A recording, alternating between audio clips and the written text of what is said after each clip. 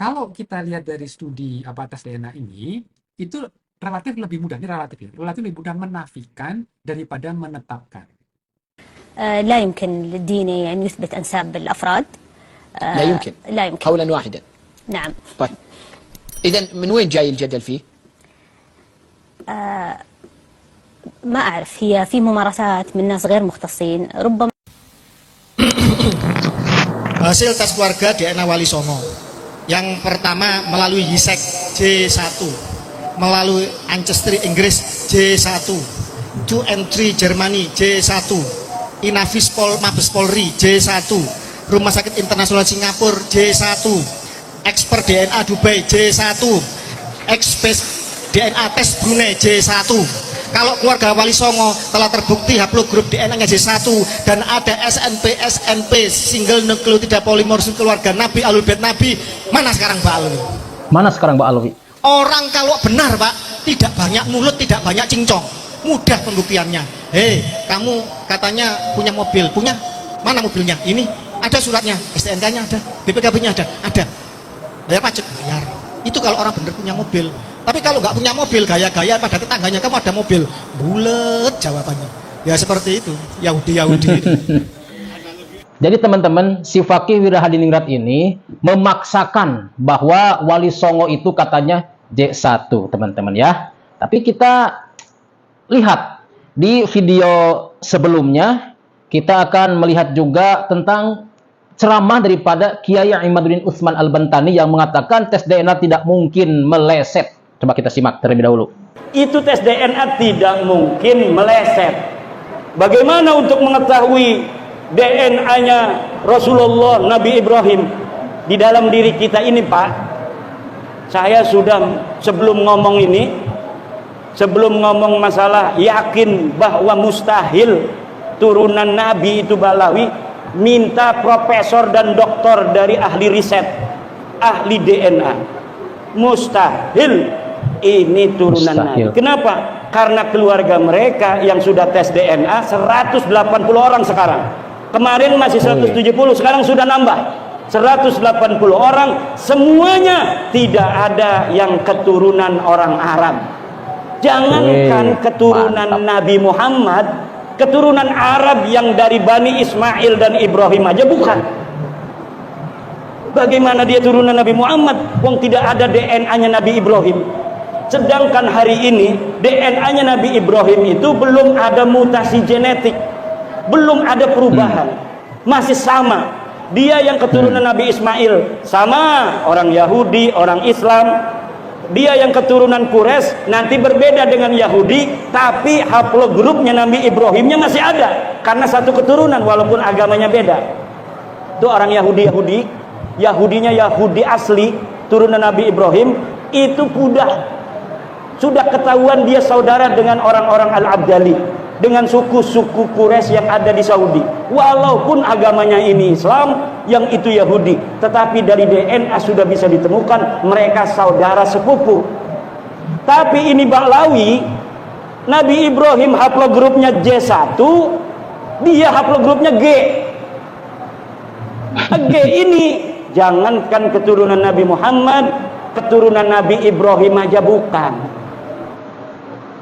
Oke teman-teman ya, jadi itu kata Kiai Imad dan juga sahabat baik daripada Fakih Wirahadiningrat mengatakan hal yang sama, bahwa Ba'lawi itu DNA-nya itu G. Jangankan duriyah Nabi katanya, duriyah Nabi Ibrahim aja bukan. Jadi mereka berdua ini memaksakan gitu, memaksakan. Sedangkan kalau kita mendengar daripada ketua Naat Kiai Haji Ilzamuddin, beliau ini seorang ketua Naat ya. Beliau duriyah daripada Wali Songo yang memangku jabatan sebagai ketua Naat. Beliau mengatakan seperti ini, simak baik-baik. Pakar-pakar ya, menurut Bapak, Pak, untuk tes DNA sendiri bisa menyelesaikan masalah ini nggak? Nah, saya ini karena dari DNA masih debatable, bukan hanya kata saya, tapi kata pakar-pakar ya. Nah, karena untuk nasab jauh yang sampai 1.500 tahun sampai itu sudah, tapi kalau nasab pendek sangat bisa menyelesaikan. Nah, itu pernyataan daripada Kiai Haji Ilzamuddin yang merupakan pemangku jabatan di Kobah yang ada di Indonesia untuk Dzurriyyah Wali Songo. Beliau menyatakan untuk nasab yang jauh tidak bisa diprediksi, ditentukan dengan tes DNA. Tapi dengan jarak dekat itu masih bisa. Antara ayah sama anak, antara anak cucu ke kakek, itu masih bisa. Atau berapa keturunan lah gitu masih bisa. Ini sudah ratusan tahun, bahkan 500 tahun lebih. Ya, jadi mereka ini yang mengaku-ngaku Dzurriyyah Wali Songo berbeda jauh dengan pernyataan daripada Kiai Haji Ilzamuddin yang sebagai ketua Naqobah Aulia Tis'ah. Berbeda jauh, bertolak belakang. Ya. Sedangkan nih saya tambahin, sedangkan Kiai Haji Ilzamuddin itu DNA-nya itu O, bukan J1, tapi O, ya. Ya, sekali lagi, ketua Naat yang merupakan dzurriyyah daripada Kangjeng Nabi dari Wali Songo, beliau ini adalah haplogrupnya O. Saya pendapat punya data daripada Kiai Haji Syarif Tegal yang merupakan pendiri PWILS. Saya tidak ngomong sembarangan, ada buktinya di video sebelumnya yang sudah saya upload kemarin, itu ada tuh siapa Kiai Haji Syarifuddin Tegal, beliau menyatakan bahwa Kiai Haji Ilzamuddin itu DNA-nya O. Ya, sedangkan kita ke atasnya lagi, leluhur Wali Songo, kata Kiai Syarifuddin Tegal bahwa Wali Songo dinisbatkan atau disambungkan ke Syekh siapa namanya? Lupa. Samsudin Ajal. Wali Songo itu di Naqobah di Naat Wali Songo itu disambungkan kepada Samsudin Ajal. Syekh Samsudin Ajal itu kata Kiai Syarifuddin Tegal haplogrupnya L. Itu jauh sekali teman-teman ya. Dari Kangjeng Nabi Ibrahim misalkan J1. Kemudian Wali Songo J1. Kenapa leluhur Wali Songo itu malah L, jauh. Dan kemudian Dzurriyyah Wali Songo yang asli itu malah O, bukan J1. Katanya harus valid. Kata mereka berdua ini, kata Fakih Wirahadiningrat, kata siapa Kiai Imaduddin itu harus J1. Akan tetapi bertolak belakang antara pembatal nasab dengan ketua Naat. Gitu teman-teman ya. Kemudian kita dengarkan daripada pakar DNA yang asli bukan yang palsu. Kalau Sugeng Sugiono itu pakar DNA palsu. Ini pakar yang asli tentang DNA. Namanya Ahmad Handoyo Utomo, PhD, pakar biologi molekuler. Beliau ini seorang ahli DNA. Ini yang asli, bukan yang palsu, bukan yang abal-abal. Coba kita simak, dengarkan baik-baik sampai selesai. Kalau kita lihat dari studi tes DNA ini, itu relatif lebih mudah. Ini relatif lebih mudah menafikan daripada menetapkan. Gitu ya. Jadi ini sekali lagi, nanti akan saya berikan contohnya apa yang saya maksud dengan lebih mudah menafikan daripada menetapkan. Nah, keterbatasan dari tes DNA ini memang saya akan highlight beberapa saja, yaitu kalau kita nanti gunanya untuk melihat penetapan nasab, ya garis keturunan individu yang mungkin mendekati 1000 tahun yang lalu, ini bisa menjadi tantangan. Ya. Dan sampai sekarang saya belum menemukan contoh yang bagus bahwa ada satu individu yang kita bisa tetapkan anak keturunannya itu betul nggak merujuk ke individu tersebut yang hidupnya 1000 tahun yang lalu. Saya belum menemukan itu. Tapi kalau misalnya sudah ada, tolong di-share di komen. Ya, oke. Yang berikutnya, keterbatasan tes DNA ini, dia perlu DNA yang berkualitas. Gitu ya, DNA berkualitas. Artinya apa? Kalau misalnya kita berasumsi, oke, kalau misalnya kita gunakan seperti tadi ya, keturunan Nabi apa tidak gitu ya. Ya, ada yang mengatakan apakah kita perlu nih mengangkat kembali ya jasad dari misalnya dari keluarga Hasan atau keluarga Hussein. Jadi kuburan dari cucu Rasulullah ya, Hasan atau Hussein, kan itu kan diketahui di mana kuburannya gitu kan. Kalau itu diambil sedikit, itu bagaimana? Masalahnya, kalau nanti DNA-nya tidak berkualitas, sudah fragmented misalnya, itu nanti kita kembali ke masalah yang sama lagi.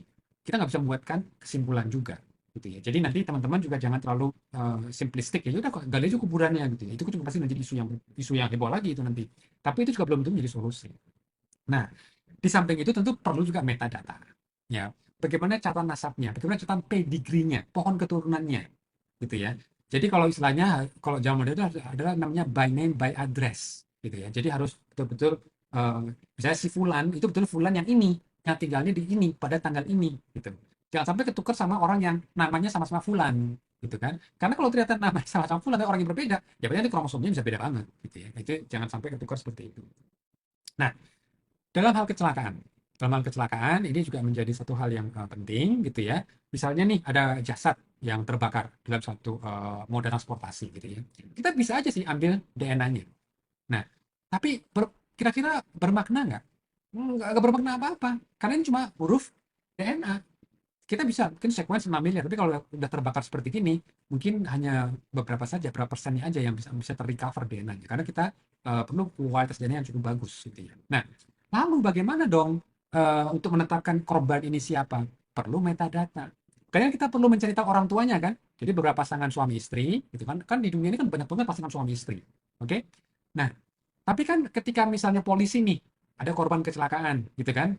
Bagaimana metadatanya?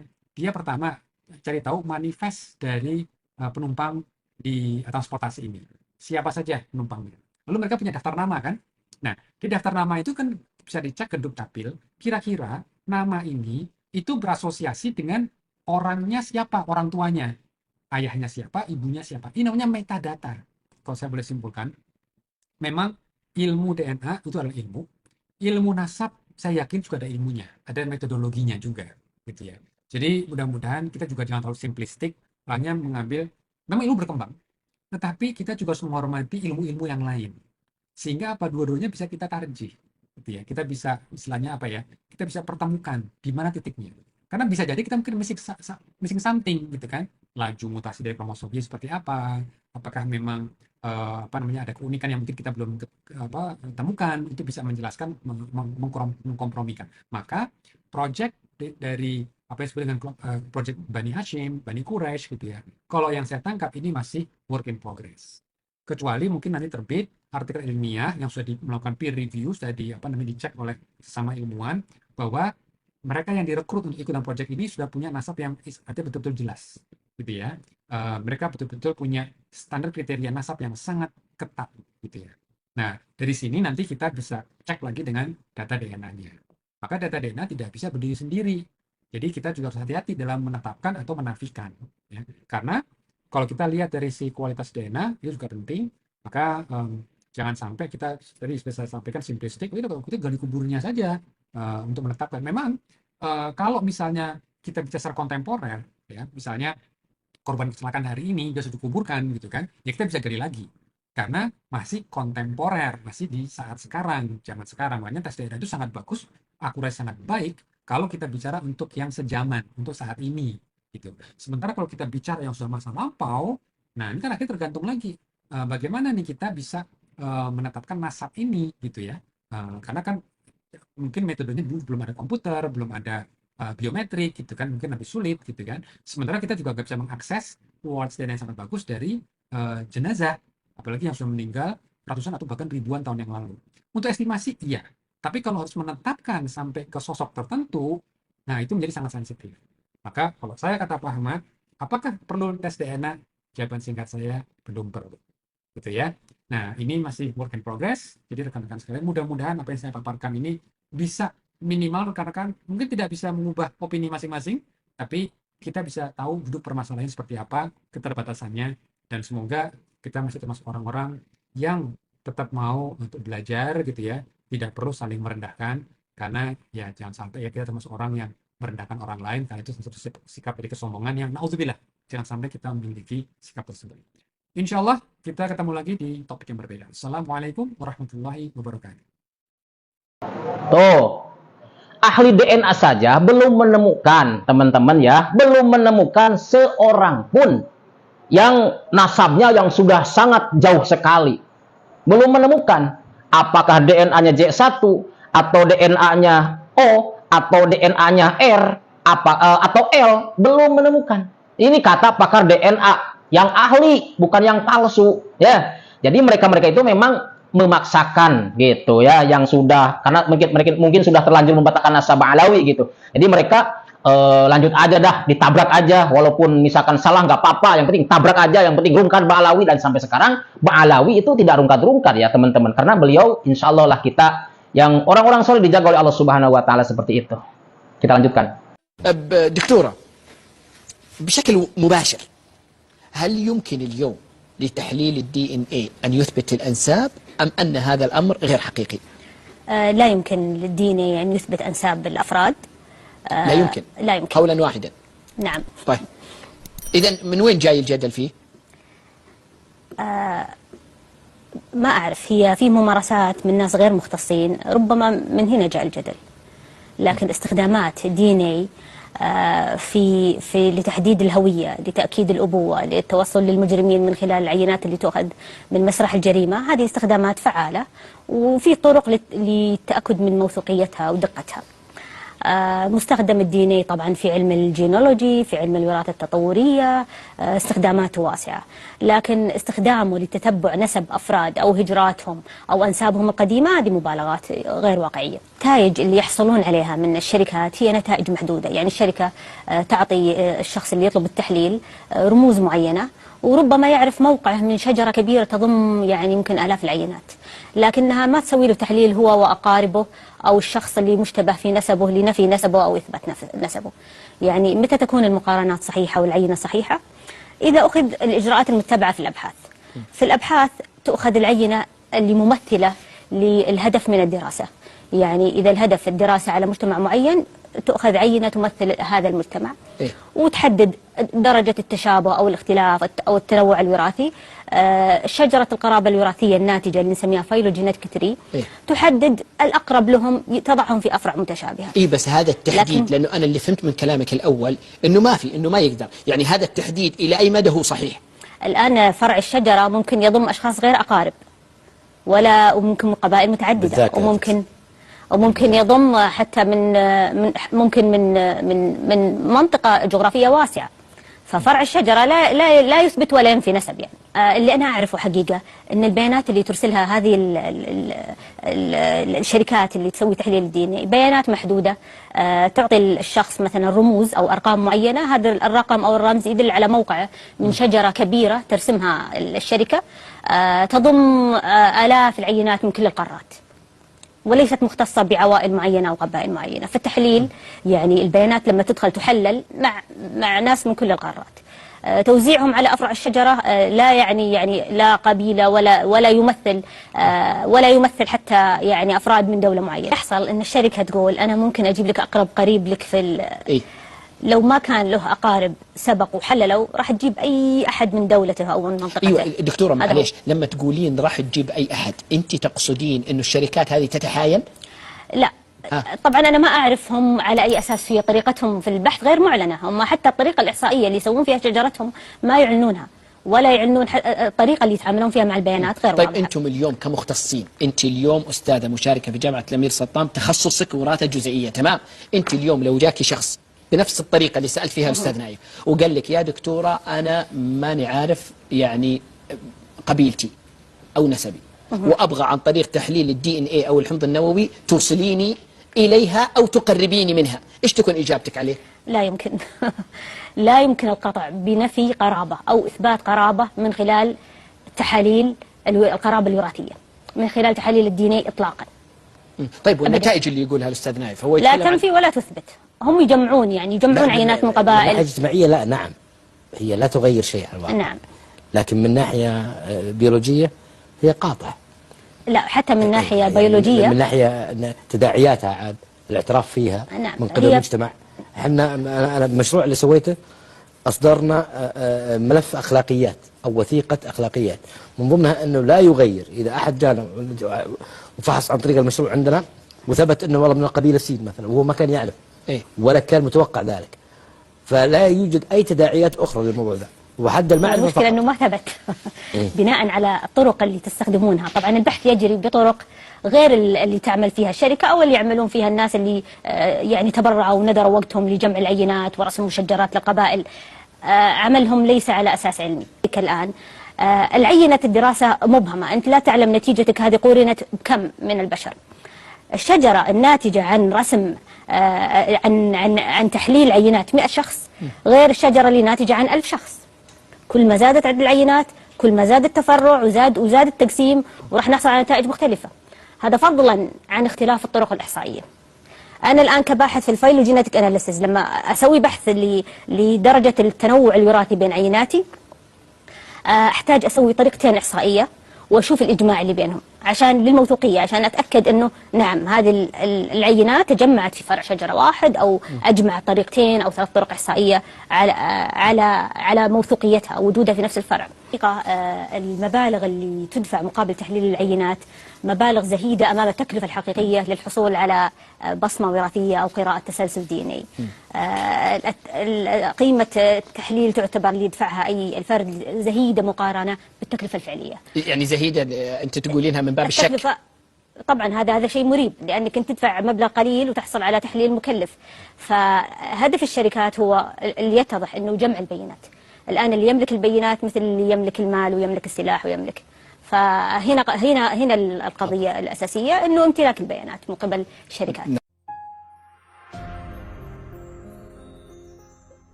Nah, teman-teman, jadi bukti apa lagi yang kalian minta? Ya, bukti apa lagi yang kalian minta, teman-teman Mukimad? Cepatlah sadar kalian itu sebelum terlambat, ya. Kenapa? Karena saya sudah ini datanya. Mungkin ini udah lama ya, video lama, tapi ini kembali digugat karena ada pernyataan daripada Kiai Ilzamuddin yang merupakan ketua Naat bahwa DNA tidak bisa menetapkan nasab yang jauh. Begitu. Hanya nasab dekat saja yang bisa ditentukan oleh DNA. Dan kemudian saya kesimpulannya DNA-nya Kiai Ilzamuddin itu adalah O, kemudian Wali Songo katanya J1, leluhur Wali Songo Syamsuddin Ajal itu L.